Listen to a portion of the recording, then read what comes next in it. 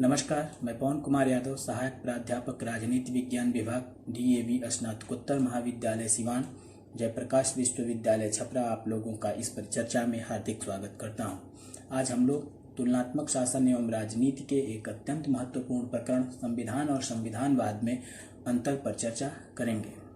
संविधान और संविधानवाद, इन दोनों शब्दों में अत्यंत सूक्ष्म अंतर है जिसे गहनता से समझने की आवश्यकता है। इन दोनों शब्दों में अंतर को समझने के लिए, सरलता के लिए हम कुछ प्रमुख आधारों पर इन दोनों के मध्य अंतर की चर्चा करेंगे। सबसे पहले परिभाषा की दृष्टि से हम देखें तो इन दोनों शब्दों में स्पष्ट अंतर परिलक्षित होता है। यदि हम संविधान की परिभाषा को देखें, CF स्ट्रांग ने संविधान को परिभाषित करते हुए कहा है कि संविधान उन सिद्धांतों का समूह है जिनके अनुसार राज्य के अधिकारों, नागरिकों के अधिकारों और दोनों के संबंधों में सामंजस्य स्थापित किया जाता है।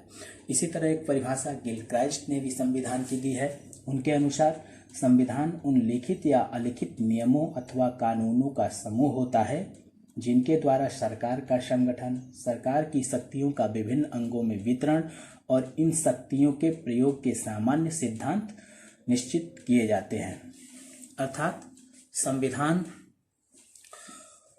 किसी राज्य के शासन के लिए वह व्यवस्था है जिसके अनुसार राज्य के शासन का संगठन किया जाता है, राज्य के शक्तियों का विभिन्न संगठनों में वितरण सुनिश्चित किया जाता है, इसके साथ नागरिकों के अधिकारों एवं कर्तव्यों की व्यवस्था को सुनिश्चित किया जाता है तथा राज्य और नागरिकों के संबंधों का जिसमें पारस्परिक विवरण होता है। आइए अब हम देखते हैं कि संविधानवाद क्या है। संविधानवाद को अत्यंत सरल शब्दों में कोरी तथा अब्राहम ने परिभाषित करते हुए कहा है कि स्थापित संविधान के निर्देशों के अनुरूप शासन को संविधानवाद माना जाता है। अर्थात संविधान ने जिन मूल्यों, आदर्शों एवं लक्ष्यों की स्थापना की है, यदि उनके अनुरूप शासन प्रक्रिया का संचालन किया जा रहा है तो उस संबंधित देश में संविधानवाद होगा। इस प्रकार परिभाषा की दृष्टि पर हम देखें तो संविधान एक संगठन का प्रतीक होता है तथा संविधानवाद एक विचारधारा का प्रतीक होता है। अर्थात संविधान के माध्यम से राजनीतिक सत्ता का संगठन और उसका स्वरूप सुनिश्चित किया जाता है, जबकि संविधानवाद संविधान में जिन विचारधारा को परिलक्षित करते हुए उसका संगठन किया गया है, उस विचारधारा का अनुपालन किस रूप में सुनिश्चित किया जाता है उसका प्रतिनिधित्व करता है।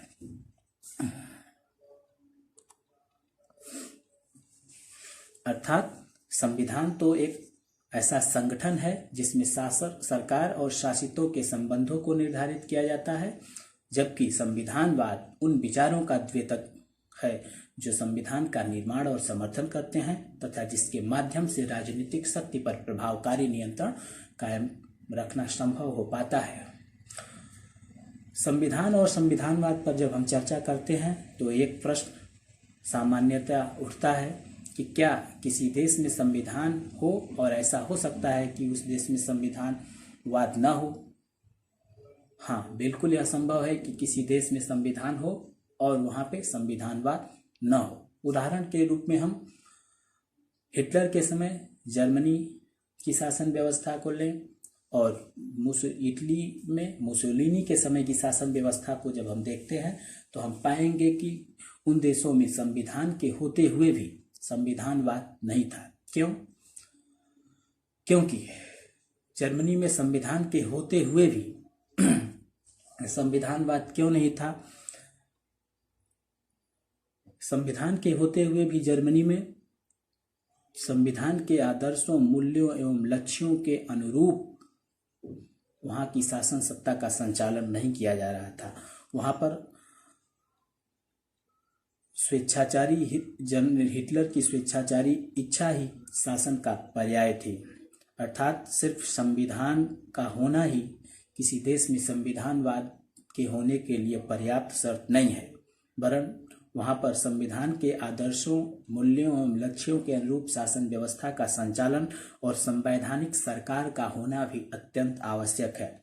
संवैधानिक सरकार वह होती है जो संविधान की व्यवस्थाओं के अनुसार संगठित होती है, सीमित होती है और नियंत्रित होती है तथा व्यक्ति विशेष की इच्छाओं के स्थान पर केवल विधि के अनुसार ही कार्य करती है। जबकि हिटलर के समय जर्मनी में संविधान तो था, किंतु वहां पे संवैधानिक सरकार नहीं थी, क्योंकि हिटलर की शासन व्यवस्था पर किसी भी प्रकार का बाध्यकारी नियंत्रण नहीं था, वह सीमित नहीं थी, वह नियंत्रित नहीं थी और व्यक्ति विशेष अर्थात हिटलर की इच्छाओं के अनुरूप संचालित हो रही थी। इस प्रकार स्पष्ट है कि किसी देश में संविधान के होते हुए भी वहां पे संविधानवाद न हो, ऐसी परिस्थितियां हो सकती हैं। संविधान का संगठन जिन सैद्धांतिक आधारों पे, विचारधारा के आधार पर किया गया है, यदि व्यवहार में उन सिद्धांतों एवं विचारधारा का अनुपालन सुनिश्चित किया जा रहा है, तभी उस देश में संविधानवाद माना जाएगा। अर्थात जनता के राजनीतिक आदर्शों, आकांक्षाओं, मूल्यों के अनुरूप संविधान के जो आदर्श, मूल्य एवं लक्ष्य हैं, उनके अनुरूप शासन सत्ता का संचालन हो रहा है और उनका अनुपालन सुनिश्चित किया जा रहा है, तभी किसी देश में संविधानवाद होगा। अन्यथा संविधान के होते हुए भी किसी देश में संविधानवाद नहीं हो सकता है। दूसरा एक प्रमुख आधार है, प्रकृति की दृष्टि से भी हम देखें तो इन दोनों प्रमुख शब्दों में अत्यंत महत्वपूर्ण अंतर है। प्रकृति की दृष्टि से संविधान एक साधन प्रधान धारणा है, जबकि संविधानवाद एक साध्य प्रधान धारणा है। साधन का अभिप्राय है किसी लक्ष्य की प्राप्ति का माध्यम, जबकि साध्य का अभिप्राय है कोई चीज जो हम प्राप्त करना चाहते हैं। संविधानवाद राजनीतिक समाज के गंतव्यों को प्राप्त करने की संविधान रूपी साधन द्वारा चेष्टा है, जबकि संविधान वह साधन है जो राजनीतिक समाज के लक्ष्यों व उद्देश्यों को प्राप्त करके संविधानवाद की स्थापना करता है या संविधानवाद रूपी साध्य को प्राप्त करता है। अर्थात संविधान में निहित प्रक्रियाएं या व्यवस्थाएं ही वह माध्यम हैं जिनके का अनुपालन सुनिश्चित करते हुए संविधानवाद की परिकल्पना को चरितार्थ किया जा सकता है। अर्थात संविधान एक साधन है, माध्यम है संविधानवाद की प्राप्ति का। एक अन्य प्रमुख आधार उत्पत्ति की दृष्टि से भी दोनों में अंतर है। सामान्यतः हम देखते हैं कि संविधान का निर्माण सर्वोच्च अधिकार प्राप्त किसी संस्था द्वारा किया जाता है। अर्थात किसी देश या किसी राज्य विशेष का संविधान वहाँ पर किसी सर्वोच्च अधिकार प्राप्त संस्था जैसे संविधान सभा, संसद या विधानसभा द्वारा सामान्यतया तैयार किया जाता है। उदाहरण के लिए भारत का संविधान एक संविधान सभा द्वारा तैयार किया गया। यद्यपि इसका अपवाद भी है, कुछ संविधान परंपराओं पर आधारित होने के साथ विकासशील भी होते हैं, जैसे या विकास का परिणाम भी होते हैं। जैसे ब्रिटेन का संविधान परंपराओं पर आधारित व अलिखित होने के कारण इसका अपवाद है, जबकि संविधानवाद किसी देश के राजनीतिक समाज के मूल्यों, विश्वासों तथा आदर्शों के विकास की एक लंबी प्रक्रिया का परिणाम होता है। अर्थात संविधान किसी निश्चित समय काल में बनाया, सामान्यतया निर्मित किया जाता है, जबकि किसी संविधानवाद किसी देश में लंबे समय तक उस देश के राजनीतिक समाज के मूल्यों, विश्वासों तथा आदर्शों के अनुपालन का जब सुनिश्चय किया जाता है तो उस अनुपालन के सुनिश्चय की विकास की एक लंबी प्रक्रिया का परिणाम होता है। अर्थात किसी देश में एक दिन में संविधानवाद नहीं आ जाता है।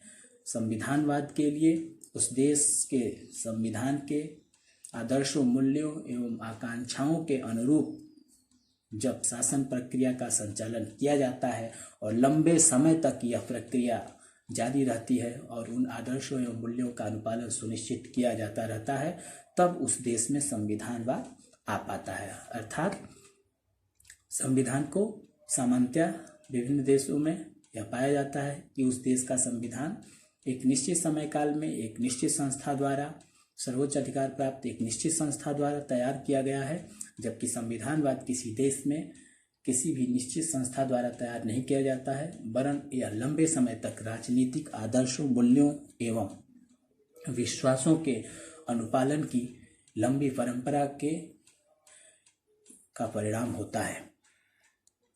क्षेत्र की दृष्टि से भी इन दोनों में महत्वपूर्ण अंतर है। क्षेत्र की दृष्टि से हम देखें तो संविधान एक अपवर्जक अवधारणा है, जबकि संविधानवाद एक अंतर्भूतकारी इंक्लूसिव धारणा है। संविधानवाद कई देशों में यदि उनकी संस्कृति समान है तो एक पाया जा सकता है, लेकिन संविधान हर देश का अलग अलग होता है, क्योंकि इसमें वर्णित अधिकार व कर्तव्य, शासक व शासितों के संबंध प्रत्येक देश के राजनीतिक समाज में अलग अलग ढंग के होते हैं। यद्यपि कई देशों के संविधानों में भी समानता का लक्षण दिखाई देता है, लेकिन यह लक्षण मात्रात्मक होता है, गुणात्मक नहीं। उदाहरण के लिए लोकतंत्रीय देशों में संविधान में प्रायः कई प्रकार के समान लक्षण होते हैं। उसी तरह साम्यवादी देशों के संविधानों में भी अलग प्रकार की समानता देखने को मिलती है। अर्थात विभिन्न लोकतंत्रीय देशों के संविधानों में कुछ खास विशेषताएं पाई जा सकती हैं।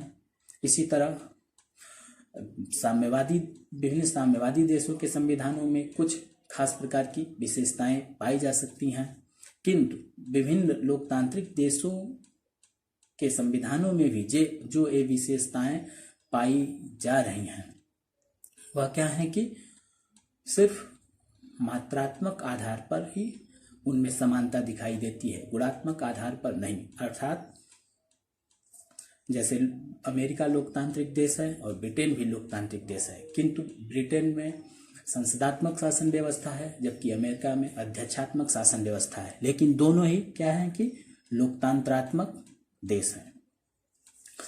तो क्या है कि सिर्फ मात्रात्मक आधार पर ही समानताएं दिखाई देती हैं, जबकि गुणात्मक आधार पर उन दोनों की शासन व्यवस्था एवं संविधान के प्रावधानों में महत्वपूर्ण अंतर है। इस तरह संविधान एक सीमित अवधारणा है, जबकि संविधानवाद एक विस्तृत धारणा है। इसे देश काल की सीमा में बांधा नहीं जा सकता है। अर्थात विभिन्न लोकतांत्रिक देशों का संविधान में समानता होते हुए भी वे भिन्न भिन्न रूप से दिखाई देते हैं, जबकि विभिन्न लोकतांत्रिक देशों के संविधानवाद की एक सामान्य संस्कृति पाई जा सकती है।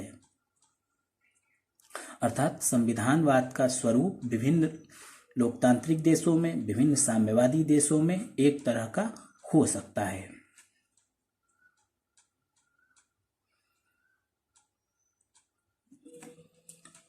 औचित्य की दृष्टि से भी हम देखें तो इन दोनों प्रमुख शब्दों में महत्वपूर्ण अंतर है। हम देखें तो संविधान का औचित्य सामान्यतया विधि के आधार पर सिद्ध किया जाता है, अर्थात लोगों की आकांक्षाओं और इच्छाओं के अनुरूप जो संवैधानिक विधि का निर्माण किया गया है, यदि उसका अनुपालन या उस विधि का अनुप्रयोग सुव्यवस्थित रूप से सुनिश्चित किया गया है, तो विधि के आधार पर संविधान का औचित्य सिद्ध किया जा सकता है।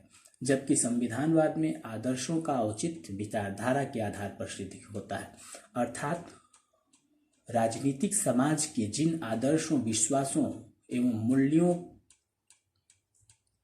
के अनुरूप संविधान में जो विचारधारा परिलक्षित होती है, अर्थात राजनीतिक समाज की मूल्यों और आदर्शों के अनुरूप जो राजनीतिक समाज की विचारधारा है, वह संविधान के आदर्शों, मूल्यों